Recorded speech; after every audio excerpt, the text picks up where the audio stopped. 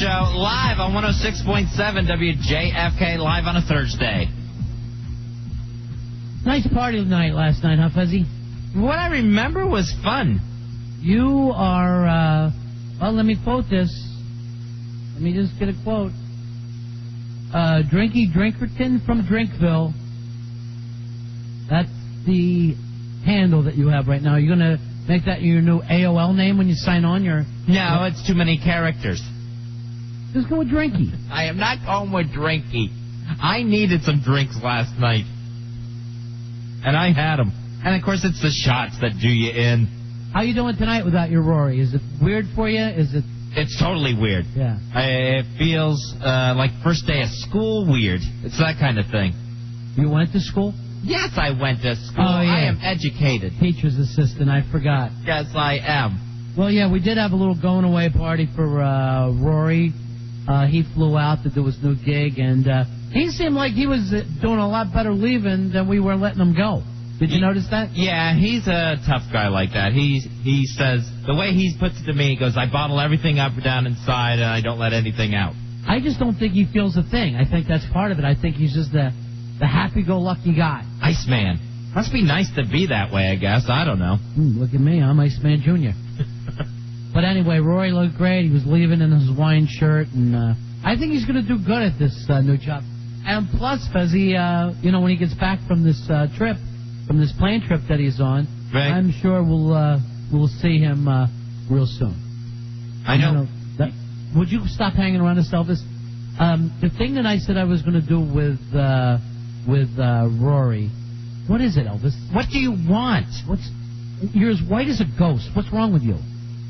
Rory Hampton's plane was shot down over the Sea of Japan. It spun in. There were no survivors.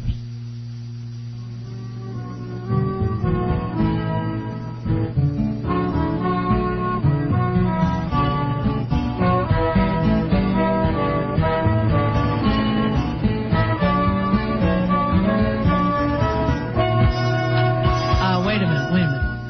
Are you sure that was him? Because he wasn't going to Japan. Yeah, why would he have been going to Japan? That's not where his job is. Would you check on that for us, please? Thanks. I'm pretty sure that could be him. No, I can't imagine that. When you saw him last night, how would he be in Japan already? And he said he was going to work in Manhattan. Right. Which, I'm not Mr. Geography, but I don't think that's anywhere near Japan. Here is Billy. Billy, you're on Ron and Fez show. Hey, buddies. Hey, buddy. Hey, Fez, I was so choked up last night, I couldn't believe that I heard you getting so choked up myself. I was waiting for my wife outside to come out from work. I had these tears welled up in my eyes. Oh, don't ever do that to me again. I was just, and Rory's had no reaction to it. I was already tearing up. I noticed that too. He's not going to let himself get put in that position. Or he just doesn't seem to care as much as you do. I felt like running to your defense or something. It was just all too human to hear you getting so choked up. I was really choked up. I had a lot of trouble with that, and after the show, trust me, I wasn't any better. In fact, I was worse. Hey, I got 2 trivia tidbits for you, and you guys can discuss. I'll hang up. Okay. Roberto Alomar gave us a $3 bill, and Jack Osborne gave us a $3 bill. Please discuss. I don't know about Roberto, although he spits. Jack Osborne, yes, definitely. If you ever see shirtless wrestling with Jack Dill or whatever that kid's name is. Those things happen. Sometimes guys wrestle. Speaking of which, Fuzzy, I got an electronic mail for you. Electronic mail? Something about the wrestling. Okay. And it came here through electronic mail. And now, Ron and Fez, the show of the future, brings you electronic mail. Mail sent electronically. This comes to us, Fez, from Tech in Germantown, Maryland. He says, hey, Ron and Fez. Hey. Who is your favorite of these WWE World Champions? My friends and I are having an argument. Is it Stone Cold, Kane, Undertaker, Ric Flair, Triple H, The Rock, Chris Jericho, or Hulk Hogan? Please help us decide, Fez. Well, that's what we're here to do, to help. With me, it's going to be Ric Flair, although his WWE reigns were really, really short. But, yeah, Ric Flair really can't count as the WWE champion, can he? So, out of that, if you're going to disqualify Ric Flair there, I would have to go, with that list, Stone Cold Steve Austin. What you going to do when Hulkamania runs wild on you? I'm going to turn off the TV. He carried that for what, 10 years, 12 years? Yeah. There would be no National Wrestling Federation. Why can't you and your smarks give Hulk Hogan his due? What keeps you smarks from just saying to the man, thank you, Hulkster? I can't stand Hulk Hogan. I think he's dull. How many times have I been with you when we saw the Hulkster, he came in and did our show, and you said, Hulk, hey, great to see you. You never pointed out to him, Hulk, you're dull, and you never put anybody else over. To me, it's played. No, and I'm not going to say it to his face. I was trying to get on his TV show at that point. All right, so in 85, you were up and standing and cheering for him. In 85, yeah, I was thrilled. When he won, and when he beat the Iron Sheik, I was so excited because, thank God, the Backlund era had ended. 87, were you still happy? 87, what was going on in 87? You're probably at WrestleMania 3. No, I cheered for Andre in WrestleMania 3. You cheered for Andre the Giant? Yes. Are you just always pro-bad guy, or you just don't like Hulkster? I'm against anyone who always has to win. That's where it gets boring. You understand how big the pythons are, right? They're the largest in the world. Yes, I understand the 24-inch pythons or whatever they are.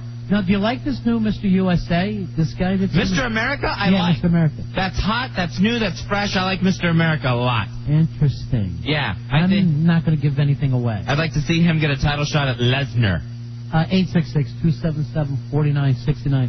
Oh, good. Harry Elvis is back. Harry, did you get an update for us about our own Rory Hamptons? I know you had that bogus one earlier. Rory Hampton's plane was shot down over the Sea of Japan. It spun in. There were no survivors.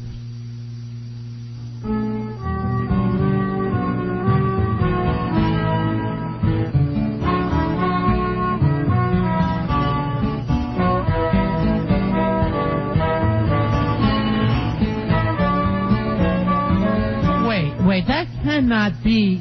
Make sure. I want you to go back and check to see if it's the same Rory Hamptons. Because there's just no way he would be over the Sea of Japan. And what planes spin in anymore? Don't they spin?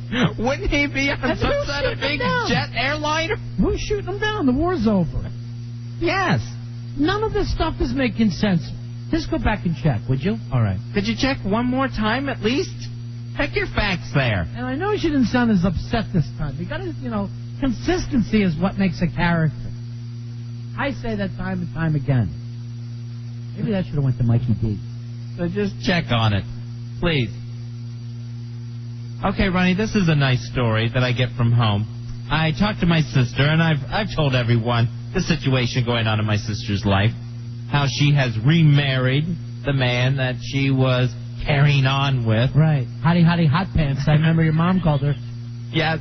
Well, my mom has spiced up her language.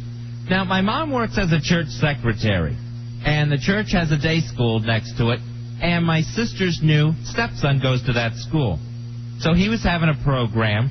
My sister, her new husband, my niece, my sister's daughter, went to the program, and they're at the church, and my niece, Brittany, wants to go in and say hi to Grandma in the church office. Well, that's nice. Even though the mom and the sister aren't getting along. Yeah, my mom does not speak to my sister over this. She is furious that she is remarried.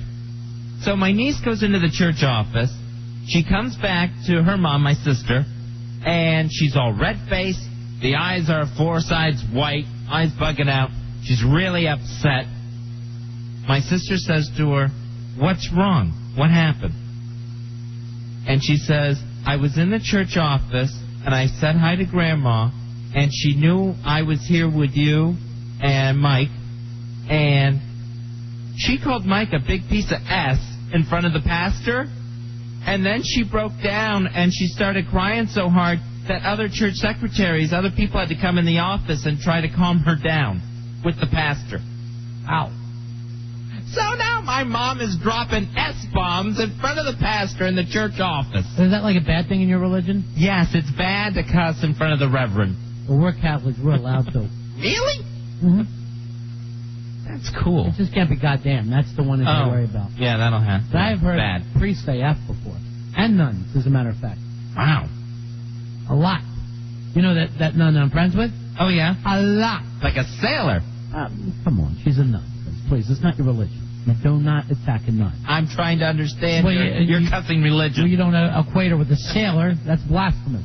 Blasphemy, I tell you. Bez, your family is torn apart. They are. And it's not going to come back together unless someone does something. And I think what should someone do? It's this Mike guy. He's got to go to your family. He's never been a man. He's never stepped up. You got to stick with your mom, your brothers and sisters. Well, you don't have a sister now, as far as I'm concerned. Yeah, you and your brothers, my mother either. And your sister-in-law, you got to bring all the fingers together, and it's a fist.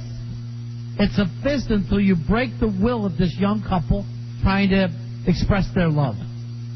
The other day, my mother told me about a new picture she got for the living room, and she said, "Good, I finally have something to put up, and I can take down your sister's picture." See, your mistake is you grew up under the illusion of family and consistency. Yes, this is the first divorce in our family. Yeah, I never had that, so I was so lucky to pick up. But my thing is this: when it comes to your folks, you got to pull in the ranks. And I think you guys have been left wide open. Where this Mike guy thinks, you know what? I'll pick off one brother and bring him into the house. I'll pick up another brother. But if you guys are like the Spartans and you line up with your swords out, shields up, you'll break them. Interesting. I don't think it would be hard. Try to get the kids on your side. Oh, my mother does that. She recruits. When she calls the stepdad a piece of S. Well, you got money. Start making the reasons why they should have Christmas with you instead of their new stepdad. What are you going to do about this? What's going to be your angle? Stay as far away from it as possible. All right, see that? That's always been my policy. That's going to keep the family from being together. You're helping to erode the family. Any psychologist would agree with me. You've got to pick out that person in the family that goes off on their own. You've got to zero in on them, and you've got to drill them hard. Are you sure that's the best way? You got to bring them back into the fold. That's in the Bible. Something about a sheep ran off somewhere, and then you got to, I think you kill it and bring it back or something. Well, Jesus went and got the sheep, but did he? Yes, he didn't kill it. Well, later he killed it after they wanted food. But it was the parable was the shepherd went after the one and left the 99 alone. Yes, that's what I'm saying. That is almost even a 99 left balloons when you start to look at it. That's 99 left alone. But why can't... What is keeping your family from pulling in the ranks? And maybe there never was a family there where you had a way of living, like a tribe. Well, I think one thing is we've always been fairly united against my mother. So that's always been a case.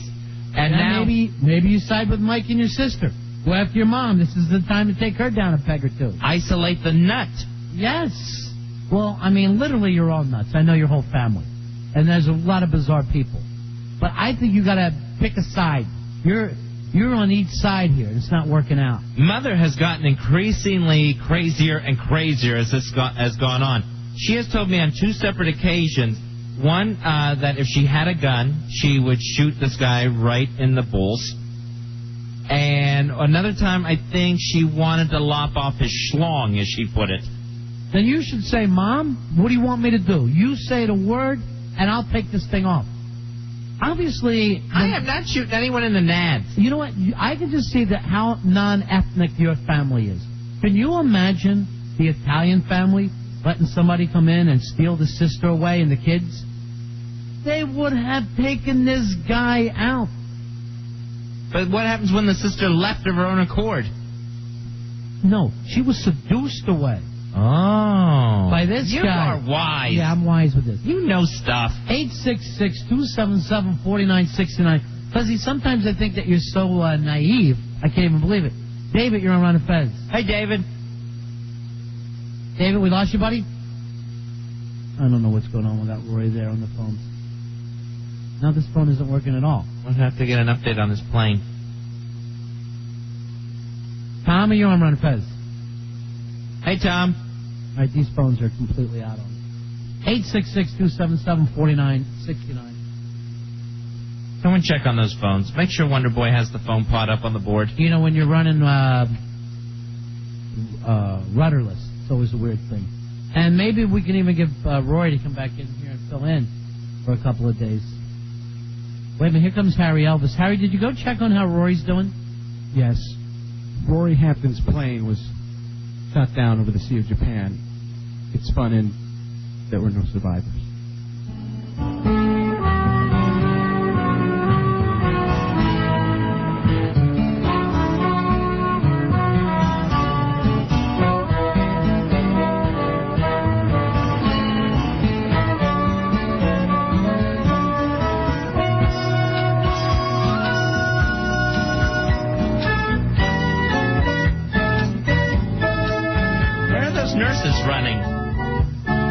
This whole thing just doesn't make sense to me. It just doesn't add up. Rory was not going to Japan. And I don't think he was boarding a plane. Where are you actually getting this from? Yeah, where are you getting this information? Icor? In Seoul? All right, El Jefe's going to check the phone first. El Jefe? Hey, guys. Hey, buddy. It's working. Hi, El Jefe. Thanks for fixing that for us, El Jefe. All right, buddy. How's everything with you? I'm good. How are you buddies doing? Dinner Sunday night? Yes, sir. Where are we going, do you know? I haven't decided. As long as Cameron's paying, who cares? Yeah, well, I care, because I don't want Cameron, giving us all grilled cheese sandwiches. Where's the last place we went, Fez, when we all went out with Cameron? Where did we go? We went to the Palm. Yeah, that's what it was. Let's keep palming this, El Jefe. Oh, yeah. We palm it up until the honeymoon's over. That's the important thing. Push for that. All right, my buddy. All right, buddy. All right, see you later. Thanks, El Jefe. All right, phones are working again. 866-277-4969 is the toll-free phone number. Greg, you're on a Fez. Yes, sir. Yes, sir. Okay, what I wanted to say was the wrestlers of today are kind of a joke. They're big and they're bruisers. But, okay, compared to 1960, when you had Dick the Bruiser and Leaping Larry Shane, these people kicked ass. All right, Nothing Greg. like today where it's all scripted out and these guys come in and they're all dressed up and they look good, but it's not really wrestling. All right, That's Greg. all I wanted to say. Well, Greg, hold on, and I'll explain something to you, if you will. Okay, thank you. On classic ESPN, I dare you to watch any of those old wrestling matches from the 50s and 60s. They come out. It's 2 out of 3 falls. Every match. It lasts an hour, and 50-some minutes of it is rest holds. Yeah. It is the dullest thing I've ever seen in my life. Well, It's Lou Thez with a body scissors on Buddy Rogers. Yeah, but back then, when all of a sudden the guy was hemorrhaging and bleeding, when they bit the guy's ear off, when they did stuff, okay, instead of, they would put the screen up, put the wall up, and this guy bangs into him and throws him off. It is so fake, and everybody says, well, he could beat your ass because he's big. I said, well, of course he's bigger than I am. But the true wrestler, he learned to wrestle. And these guys don't wrestle. You know that it was scripted then, too, in 1960. Well, it was scripted to a point. No, the whole thing was scripted. Yeah. You were just a little kid then, and you were more willing to believe. Because, from 1920 on, they started scripting. Well, I'm about 55 now, and I've seen it all to go. And the people today say, oh, my God, these are such fantastic wrestlers. Look at the way they're doing. It is a joke. It's almost like boxing. All right, thank you very much. It's almost as fake as boxing, Ronnie. I will agree that it's closer to being like gymnastics, probably, than it is to, actual wrestling. But it never was real pure wrestling, and the reason is, watch the Olympic-style wrestling and you couldn't be more bored. 2 guys laying on the mat just trying to push for a little bit of leverage is dull. Yeah, no one's going to sit through that. I think my biggest complaint with wrestling right now is the way every storyline has to be pushed immediately. There's no buildup of anything. And the swerves come every week. That's because the ADD of the American people anymore, that they don't have the time for a month or 2-month thing. I think that where wrestling went wrong is when they added the extra day to it. I thought Monday, it was a weekly show. fine. You could build a story arc. When they added to Thursday and then all the pay-per-views, that there's so many of them. Every month there's another pay-per-view. You don't have the time that you used to have with 1 or 2 big pay-per-views a year.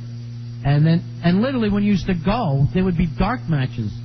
Now, I don't even remember the last time I showed up at a wrestling match and there wasn't television cameras there. Right, yeah, everything is televised. There's no working anything out. It's all right for television. And the weird thing is, with the merger, when WWE bought WCW, you think, all right, now you have all the wrestlers in the world. You've got all of them. Monday night on the TiVo, I turn on Raw, and they open up with a 6-woman tag team match. And it's like, you have all the wrestlers. Why are we taking 10 minutes to do a 6-woman tag match? And doesn't it ever seem like those women pop with the crowd? No, they never have. You know, they can call them divas all they want, but it's not over with the audience. No. And I don't know if it ever was. No, and Moolah was always a novelty act. You know, you would have Moolah come in maybe every few months, maybe every 6 months even. And they still never popped for it. No. They still never went crazy. No, it was you got Moolah and she would wrestle Leilani Kai, and that's the end of it. And you'd wait for Andre to come out and carry somebody on his shoulder. How do you remember the name Leilani Kai? She was my second favorite woman wrestler. Right behind Moolah. Who was your favorite midget wrestler? My favorite midget wrestler, Lord Littlebrook.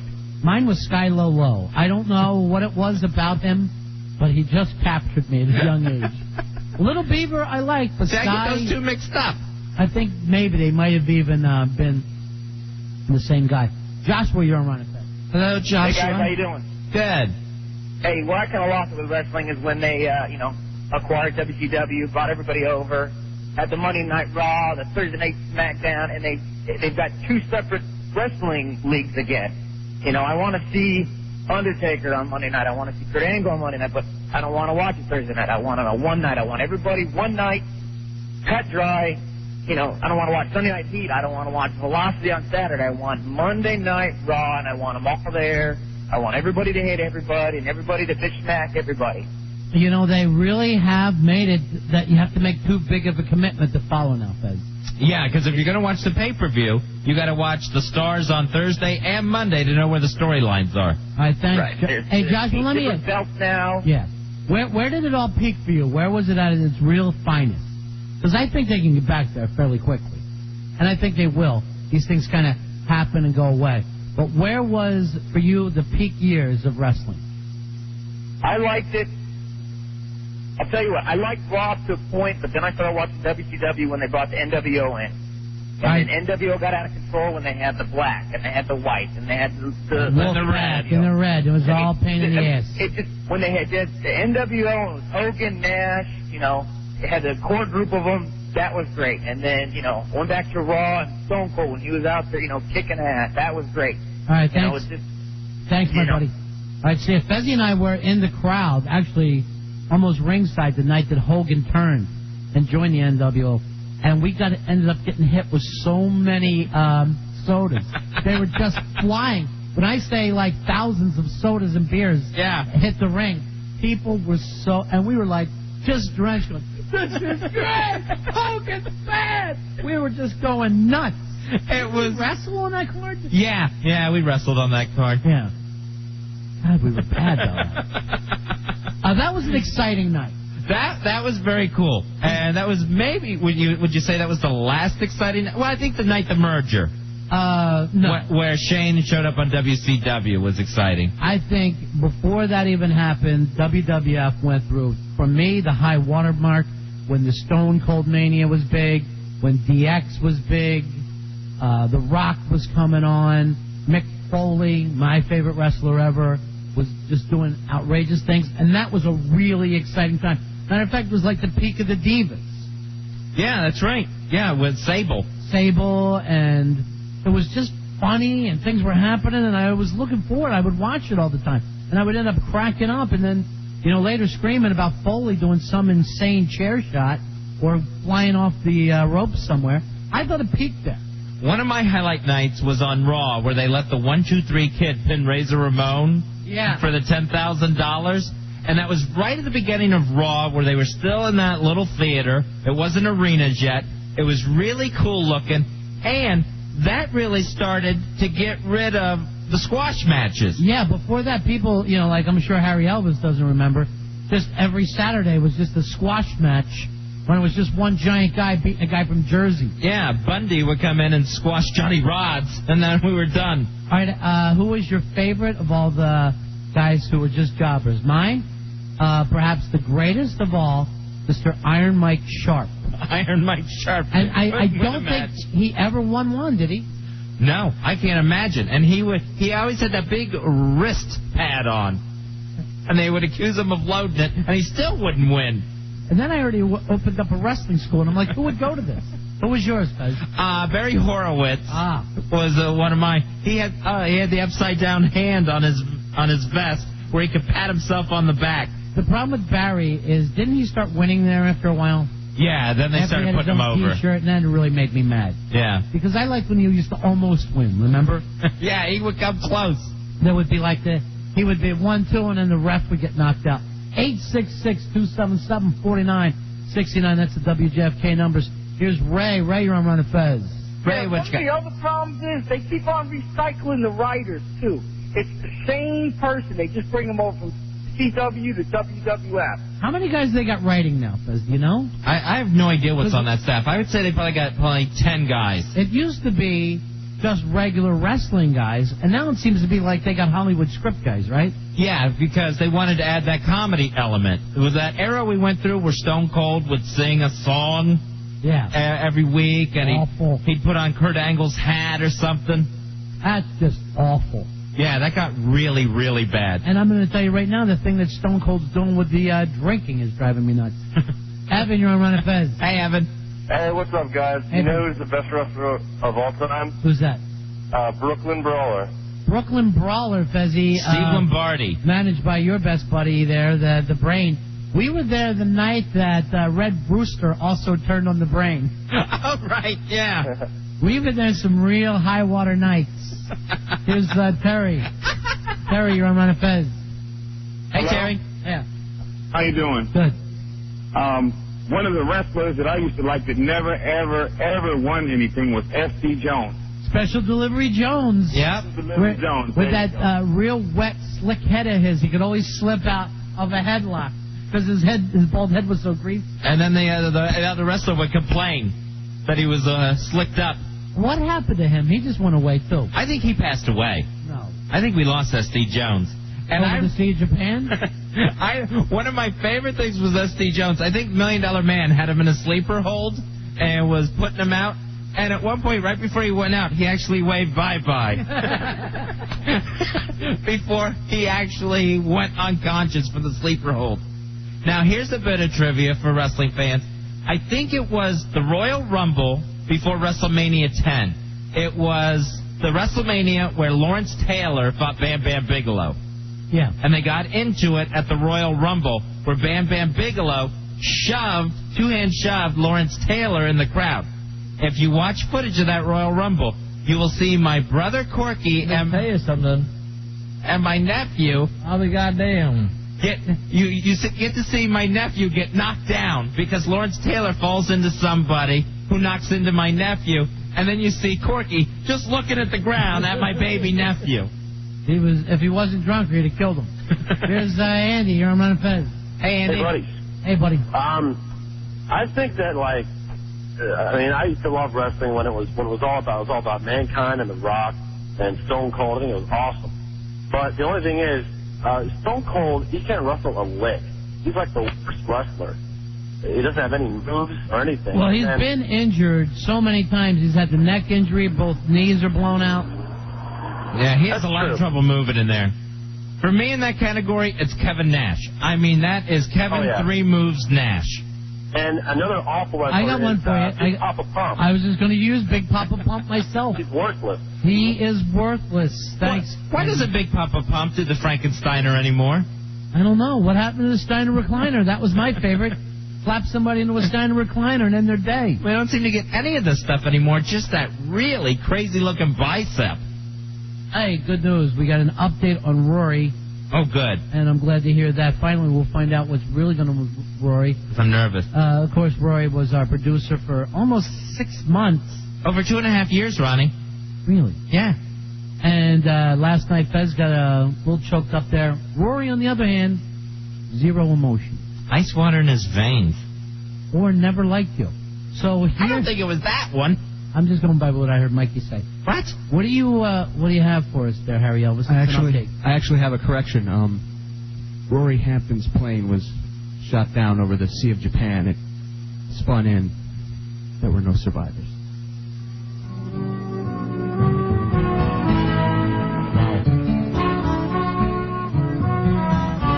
Because you know this is going to be tough for you. I can't believe it. It's really 2 bad days in a row when you think about it, but it really is. We'll be meeting our new producer, BJ Honeycutt. Hopefully we'll have him in place by next Monday. We'll take a break. Hey, when we come back, in honor of Rory, let's give out some of these Willie Nelson tickets that we have. We do have Willie Nelson tickets live on stage at Wolf Trap. That's going to be Wednesday, June 18th. So call in now and win Willie Nelson tickets, 866-277-4969, 866-277-4969. WJFK. This one's for Rory. Ron Fez.